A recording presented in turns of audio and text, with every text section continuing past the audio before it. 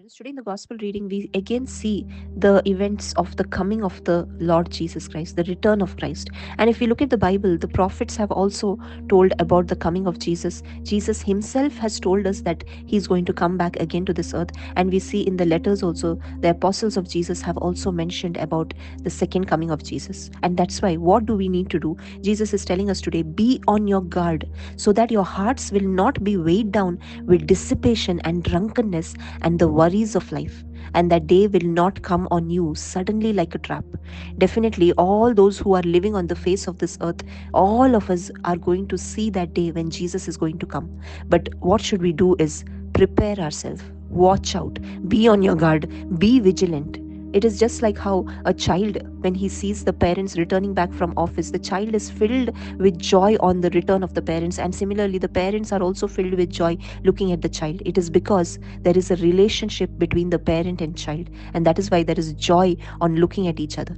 Similarly, we also need to have a relationship with our Father. We need to have a relationship with Jesus. And only those who have a relationship will be joyful on the coming of Jesus. When they see him, we will not be taken aback with awe and wonder, but instead we will be joyful. But all those who have given their lives to the things of this world, all those who are busy enjoying in the things of this world, all those who have given their body to drunkenness, to addictions of this world, whose hearts are weighed down with the worries of this life, thinking about their future, thinking about accumulating more and more wealth, thinking about building big mansions for themselves, and thinking about settling their life here on this earth, if their hearts are filled with all these things, then that day will be like a great trap. It will be like destruction.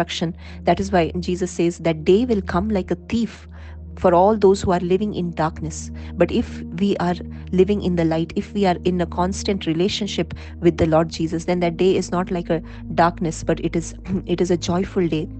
That is why Jesus is saying, keep on the alert at all times, praying that you may have the strength to escape all these things that are about to take place. My dear friends, what we need to do is be spiritually alert. Let us not sleep and let us not be drunk in the things of this world, but let us be alert. Let us always watch and pray.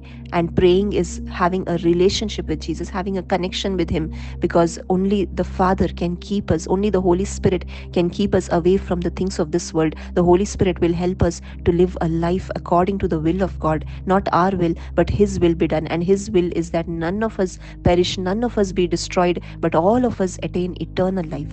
Thank you. God bless you.